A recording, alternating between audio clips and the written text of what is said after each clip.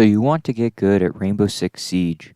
Well, I'm here to help with these 7 simple steps. Let's get into it.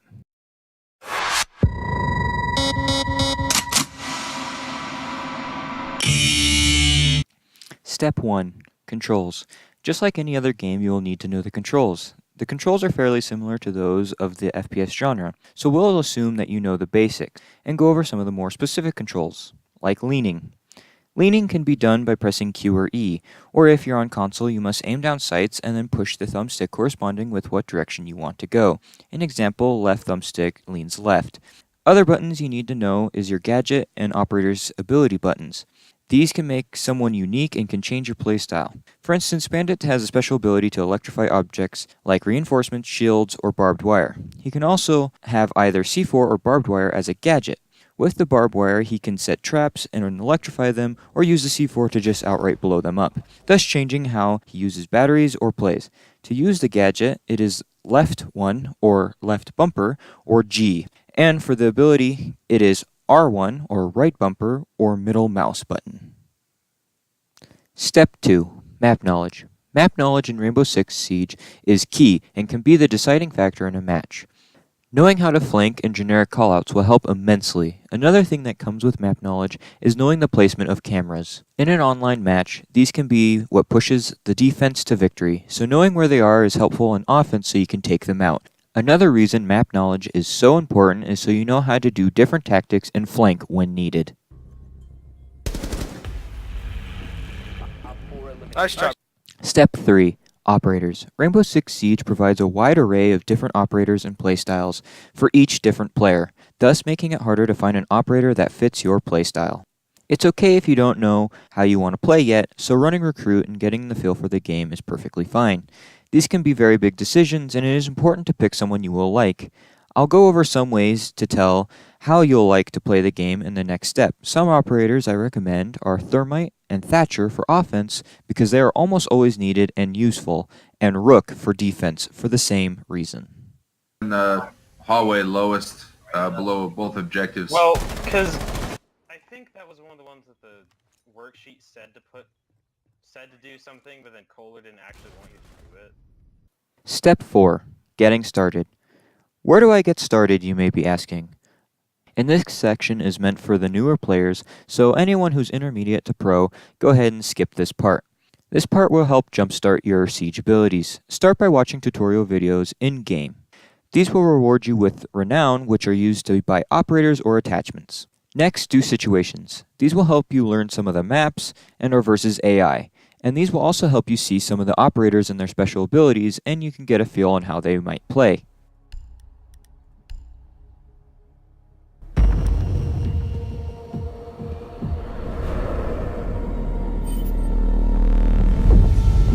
Asset protection is an essential skill.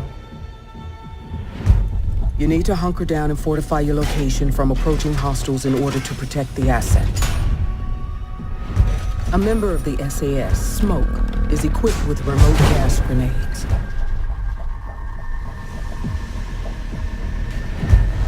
Force enemies to launch a ground assault by cutting lines of sight, eliminating their ability to target the asset from long range.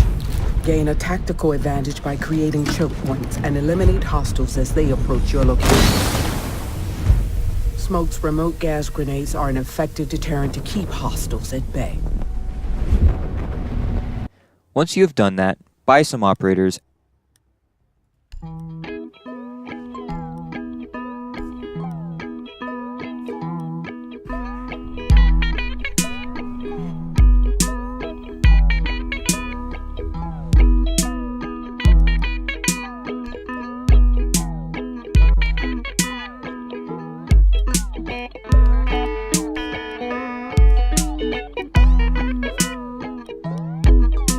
Play some Terrorist Hunt. This will cycle through all the maps and game modes, and if you feel like it, you can play with others.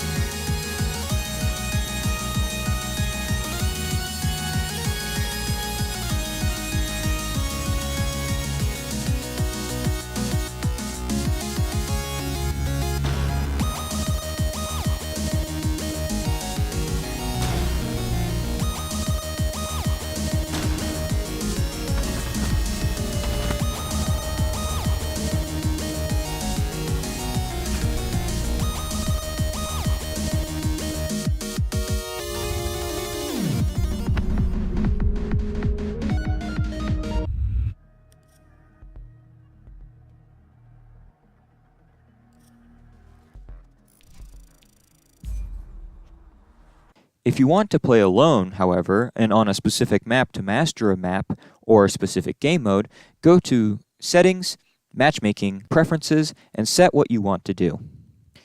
Doing this will help learn the basics of maps and the controls while still gaining you renown to buy more operators and attachments. Step 5. Tactics. Now this is meant for anyone, and maybe if you're pro you could learn a few things. I'm not going to say I'm the greatest at the game, but these are definitely some tips that can help anyone, including professionals. The first tactic is to hold tight angles, meaning don't expose yourself when you're holding like a doorway, a window, or a hallway. Doing this, you will win more engagements and have more life afterwards.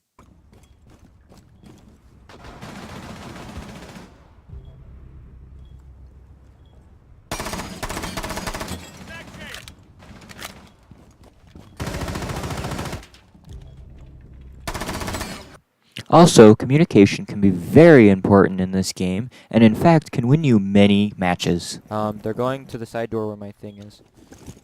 Right, yeah. Is there anybody right in front? They were. Tell me if somebody's right in front. Okay, let me get on my drone again. Because I got off because I was afraid no one was there. Someone's right there! Someone's right there! Someone's going to the other one. She's starting to go up the stairs now. Got her. Thank you. Probably like hacks. Another tip I can give is not to feel obligated to go a certain route. If you just saw 3 of your 4 teammates die going the same way, don't go that way. It sounds like common sense, but you'll be surprised how often I actually see this happening. Don't push. Why are you pushing?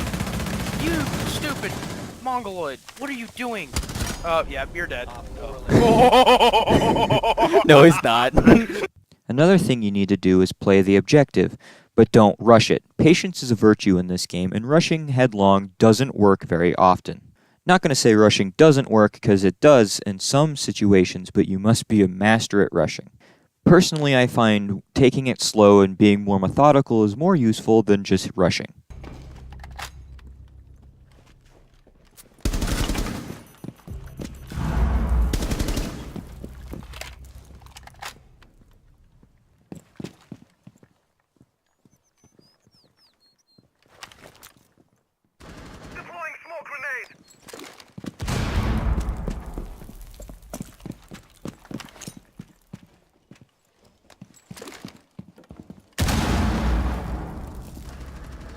Down to 1 friendly. Just take hostage and run.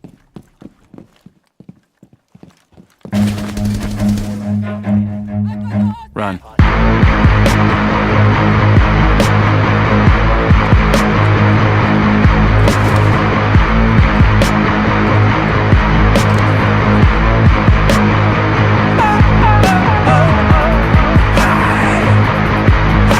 A final tip is to know where your bullet placement is.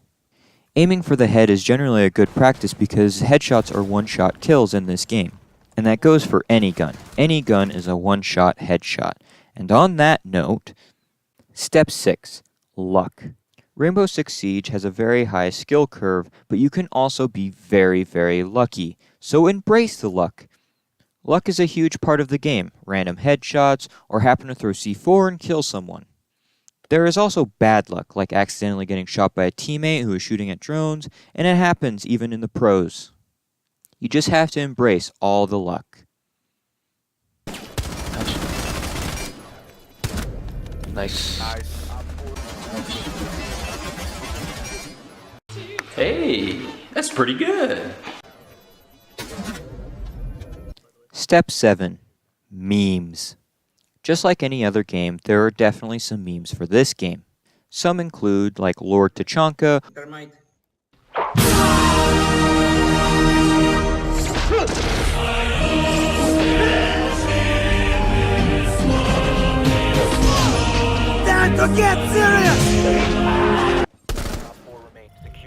or Recruit Rush with 870.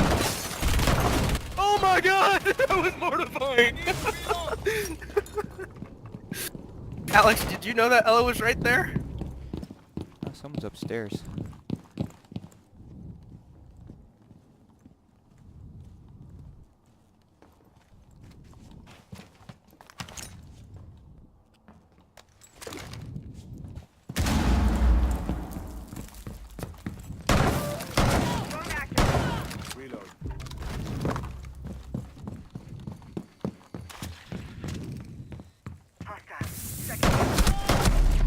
My personal favorite is potato aim, because I suffer from potato aim.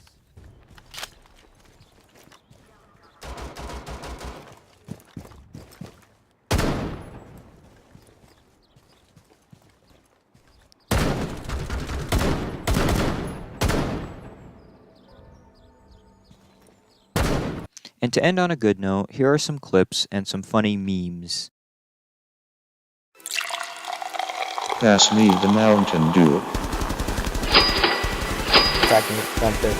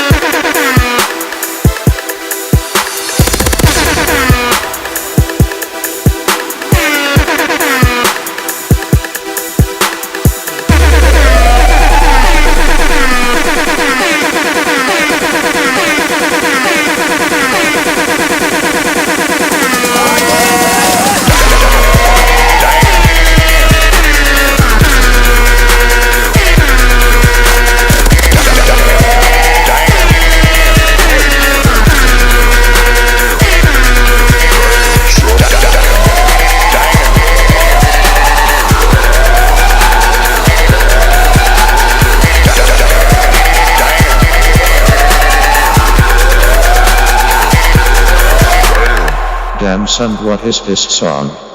Is this Fruit Sandstream?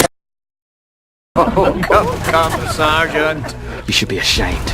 Calling yourself a community that cares. Oh, but we do care, Nicholas. It's all about the greater good. The greater good. Nice. How can this be for the greater good? The greater good. How can this be for the greater good? The greater good. Shut it!